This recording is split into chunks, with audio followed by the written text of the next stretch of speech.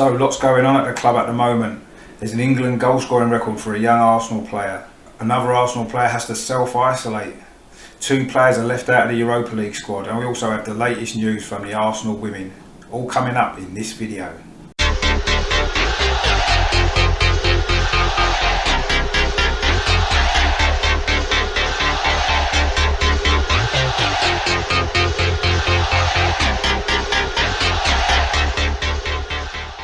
Hello, my name's Richard. Welcome back to my channel over and over and over again, which features everything to do with Arsenal.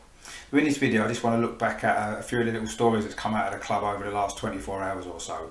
Just before I do that, I just want to make sure that you are all subscribing to my channel. If you like what I do, please click the subscribe button.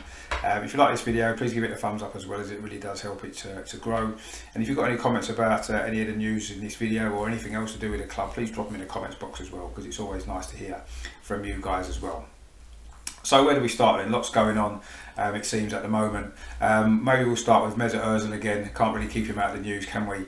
Of course, the news yesterday came through that it's him and Socrates have been left out of the Europa League squad for their group stages. No real surprise, was it? We needed to drop 2 players out, and they're the 2 that haven't featured at all this season. And in fact, apart from a brief appearance in the FA Cup final from Socrates, neither of them have played for the club since before lockdown in March. Obviously both are surplus to requirements now for one reason or another. There has been rumours that Socrates may be going out on loan to another English Premier League club, possibly West Ham, which of course could still be sorted out in the next week or so. But it does appear as though we're certainly stuck with Mesut Ozil at the club at least until January, possibly for the rest of the season. We've mentioned this too many times already, but I guess now it seems quite clear that if he's not going to make it into the Europa League squad, Mesut Ozil has more than likely played his last game for Arsenal. It's a shame the way it's ended, but as Mikel Arteta said a few times, you know, he's looking to the future, looking to build something. Mesut Ozil is clearly not part of those plans. In other news as well, of course, yesterday it came to light that Kieran Tierney is meant to be self-isolating now for 14 days, having been in close contact with Stuart Armstrong in the Scotland squad, of course, a Southampton player who has subsequently tested positive for COVID-19. Now, I'm not really sure of how this is going to affect Arsenal, because apparently Kieran Tierney has tested negative. I'm sure he'll be regularly tested anyway. As far as I'm aware, Arsenal are trying to bring him back to London, keep him there, obviously keep testing him, and should he remain as a negative test, I'm sure he'll be allowed to play in a game against Manchester City. But depending on how the regulations are, there's a possibility that he may have to miss that game now. It seems crazy, doesn't it, to have an international break, the second international break actually this season already, when we're in the middle of all this crisis going on. It just seems madness, and it's going to end up causing problems for lots of clubs in the Premier League. Possibly, you know, teams are going to have to play without some of their star international players, aren't they, if this carries on? So it does seem absolutely crazy that a lot of these games are friendlies as well. Absolutely madness. But let's wait and see what happens with this. I say the regulations state Kieran Tierney is supposed to self-isolate for 14 days, but I'm sure as the footballers are getting tested regularly, if he continues to be tested negative, I can't personally see why he wouldn't be allowed to play at Manchester City. But I guess the regulations are regulations, so we'll have to see. But at this moment in time, that is looking a little bit of bad news, isn't it? Big game that we've got next weekend, and it's important that we have the strongest available squad for that game, and obviously Kieran Tierney is one of our strongest players, isn't he? So that would be a big blow, but let's wait and see what happens with that. Also as well, Pierre-Emerick Aubameyang's had to pull out of the Gabon squad for their internationals due to that ankle injury that he suffered against Sheffield United. If you remember that really sort of late tackle on him, wasn't it, by Sander Berg at the weekend. He managed to complete the game, but you could see he wasn't moving really freely, and it's actually probably worked out in our favour that he has to miss the international break. Let's just hope that he can get himself fit enough to play at Manchester City, because again, that would be a really big blow, wouldn't it, for the club if Aubameyang wasn't fit to play in that Manchester City game. Also as well, last night the Arsenal women played in the Continental Cup against Chelsea. Of course, this was a repeat of the final last year, a game that I actually went to in February at Nottingham Forest Stadium. Chelsea won that game 2-1. and they won last night 4-1 as well, unfortunately.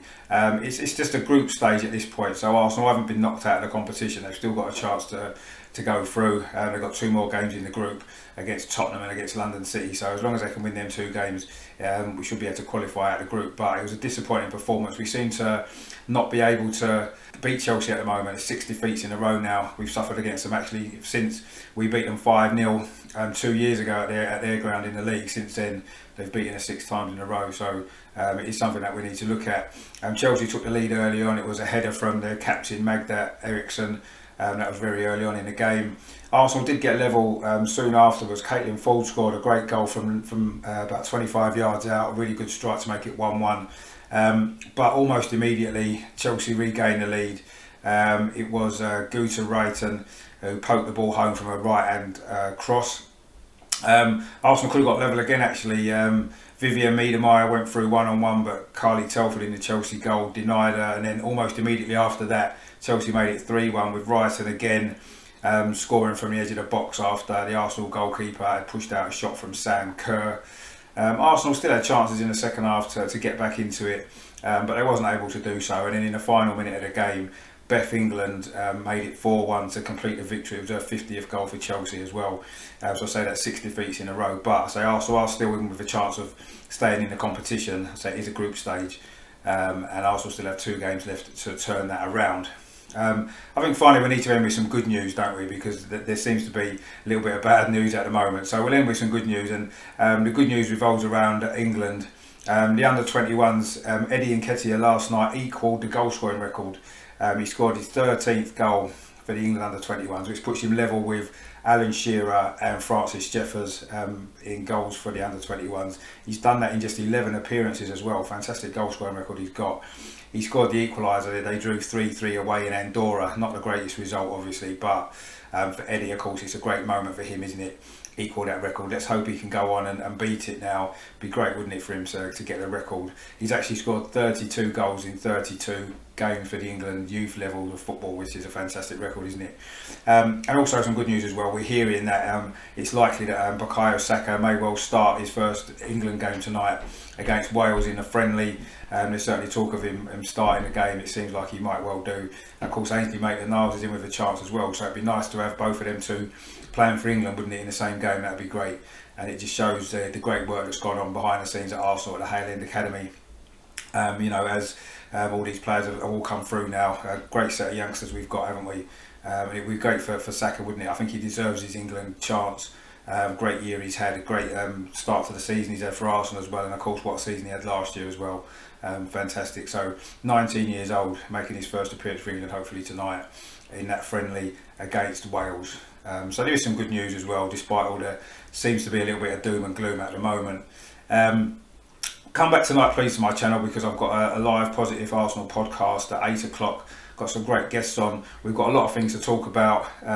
Obviously the start of the season, the transfer window, a few of the crazy games in the Premier League, we'll be talking about that as well. A few other bits and pieces as well. Obviously the Ozil situation with Gunnersaurus will probably get a mention. The Arsene Wenger book, of course, which is getting released next week, I think it is. We'll talk about that as well. So there's lots of stuff going on. It'll be a good show at 8 o'clock tonight on this channel. Obviously with no actual game this weekend, I will probably be doing a few stuff on the history of the club and maybe a few more player profiles. I did profile Jack Wilshere yesterday, of course, if you remember, so if you haven't checked out that video, please do so. Also as well, of course, then next week we'll be building up towards the Manchester City game, so there'll be a lot of stuff on that as well, previous meetings between the clubs and all that kind of stuff. So stay tuned to the channel. If you haven't subscribed already, please do so. I say if you like this video, please give it a thumbs up as well, because it does really help it to grow. I say I'll be back tonight at 8 o'clock, so please join me then with my special guests for a great Positive Arsenal podcast. And of course, in the meantime, until then, come on you Gunners!